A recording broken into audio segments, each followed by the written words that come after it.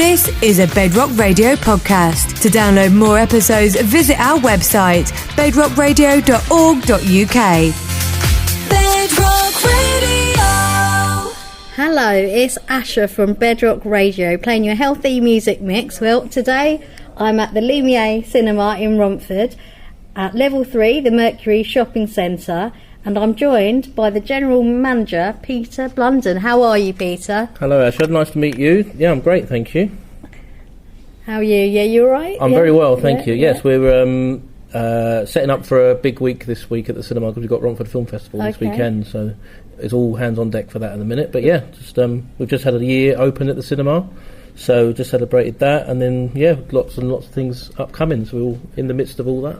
Okay, well, I've got to be honest with you. When I travelled in today, I went by train because everyone knows that Bedrock Radio, I live in Brentwood. And I think the last time I came to this cinema, it wasn't called Lumiere Cinema, and Lumiere in French means bright and it means light. Lights, that's right.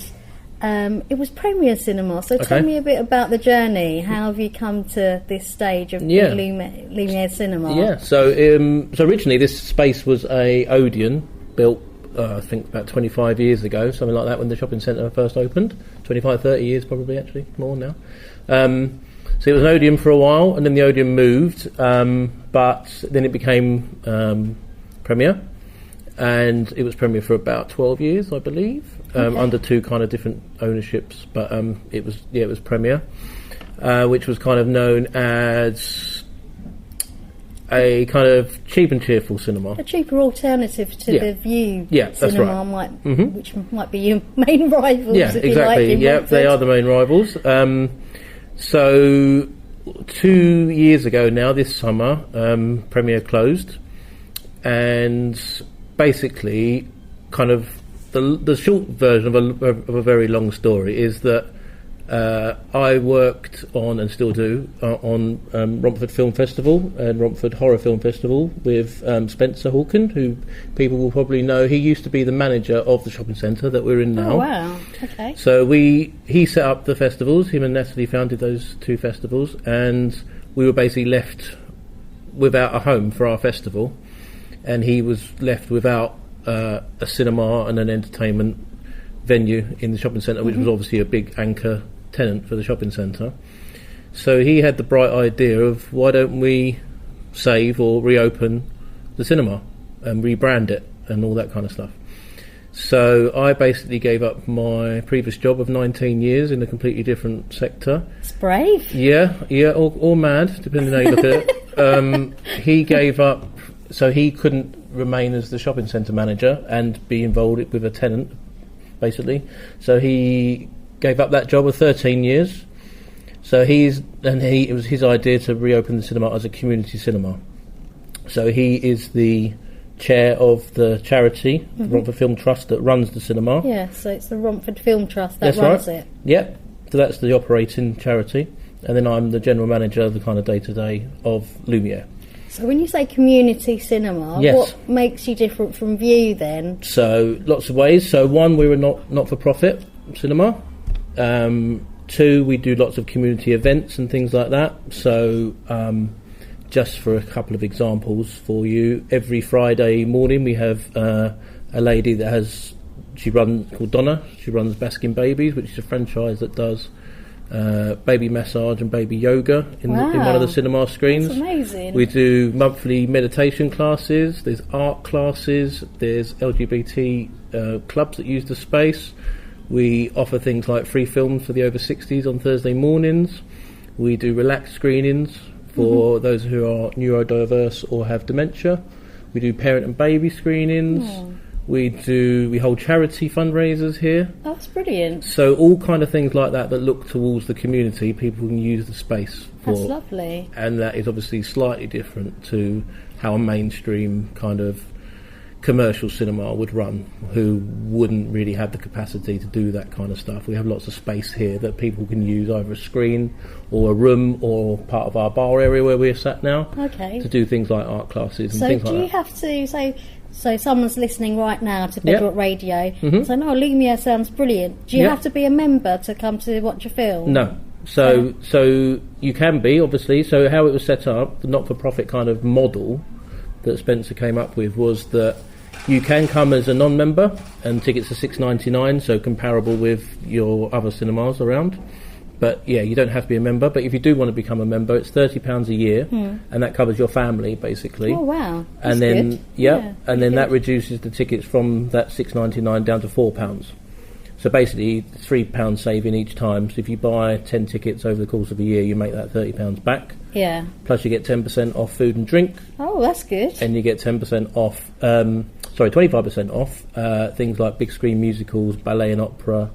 That's really good because films. the cinema tickets aren't cheap these days. That's right, yeah, exactly. And that £30 goes towards like the pot that then we use to renovate the space. So we've done a lot of decoration here from people that might only have remembered it when it was premiere. Everything was very bright red. It was a little bit run down. Yes, I remember it then. So we've done a big difference to all the bathrooms. To this space we're in now is much nicer and brighter and more welcoming. Definitely. We've painted every single wall in the place, including now in the screens. We've replaced some of the sound processors. We're in the process of changing some of the screens as well. We treat this place now with a lot more care, and people like coming here because it's chilled out, it's welcoming, it's friendly. Safe and friendly. Yeah. Exactly, that's the kind of space we're trying to really nice. arrange here. And also we want to start changing some of the screens inside, as in the seating as well.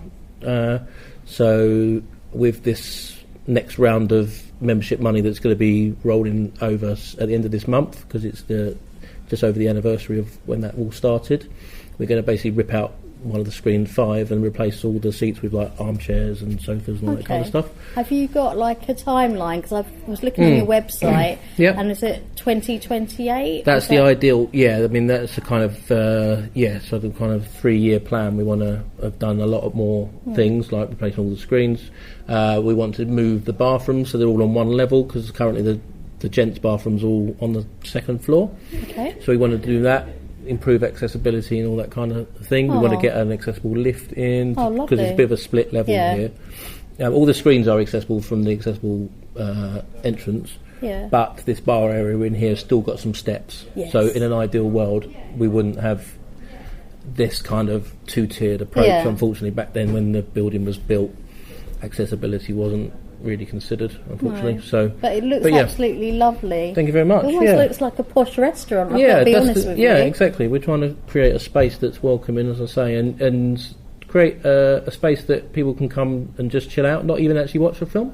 Yeah. So we had today, actually, we probably had about 15 people here, all like hot desking with their laptops, having meetings just in this space. They bought coffee, bought pizza. That's nice. Yeah, so really nice. Because I think the local area needs that kind of space that people can use. Yeah, I have to admit, I was quite sad walking into sort of Romford today, because I saw lots of shops closing down, and you get worried about the high street, and you get worried about the cinema as well, because you can watch a lot of things on TV, like you've got iPlayer, you've got all of these sorts of mediums.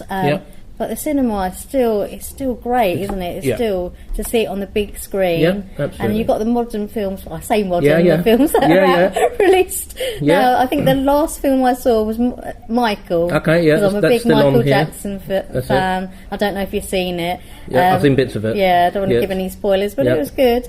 And then you've got like films from back in the day. That's it. Yeah. How do you like choose which films that you want to see? Is it particular films? Different ways, really. So as you say, we do all the latest films. So this week we've got Michael still playing, because it's done really. I think it's just overtaken Peaky Blinders as our best attended film since we opened a year ago. So we've got like the likes of that, and Devil Wears Prada 2, and Obsession, the new horror film, all that kind of mainstream new stuff. Yeah. But we also show independent film as well. So like, it could be stuff that we've played at our film festivals in the past, like truly independent film that might have been made for a few £1,000s. Oh wow! So we do it, They're really unique. You wouldn't get that really. No, exactly. Not in Romford. No, well, exactly. You wouldn't really get that in many London cinemas at all. So we do deals with independent filmmakers that we split the revenue if we sell tickets for them.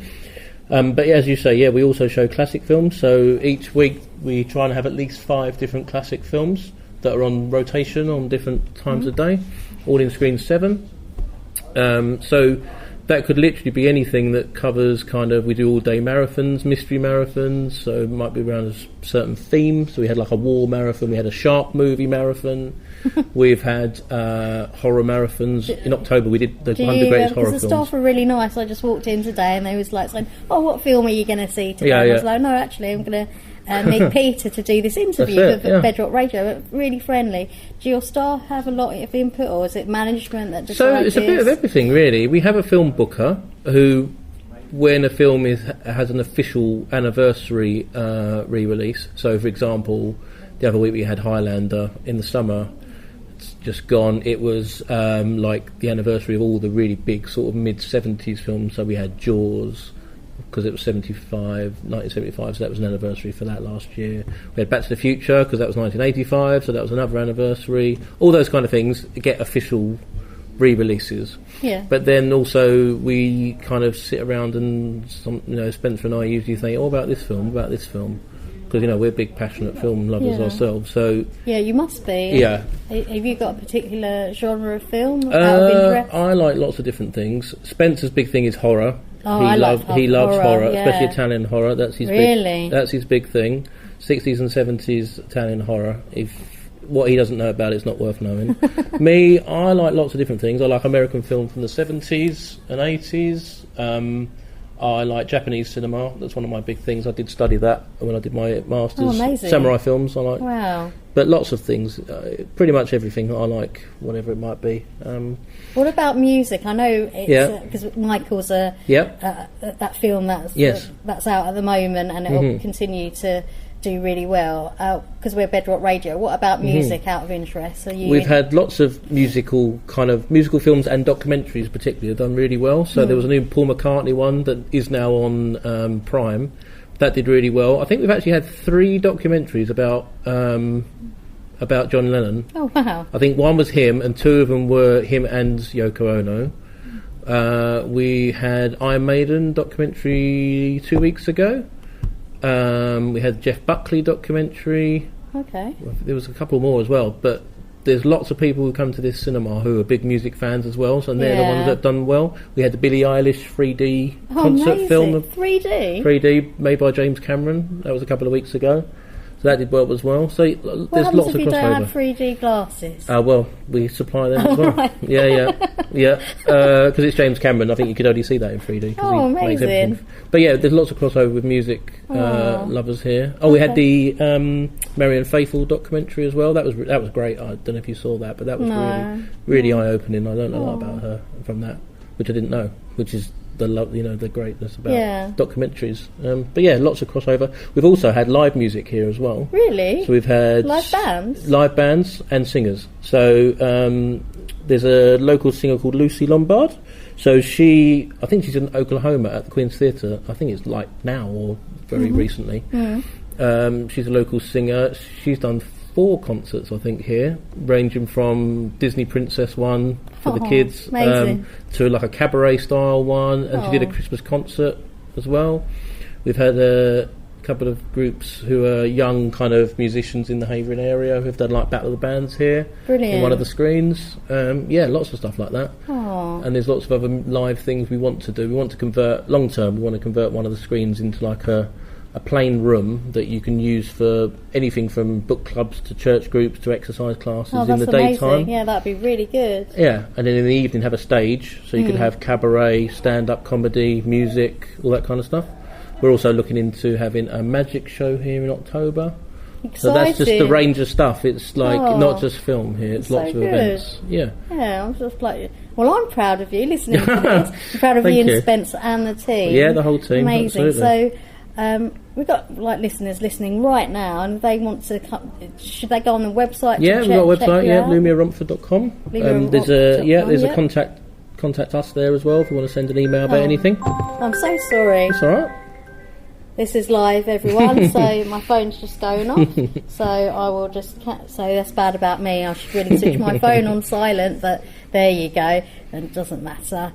I really appreciate you taking the time to speak to me at Bedrock Radio. It's really exciting because we like to promote local businesses, especially in Romford, because we Yeah. go out to Romford Yeah. and the surrounding areas as well. Yeah. Out of interest, Peter, I always ask this question.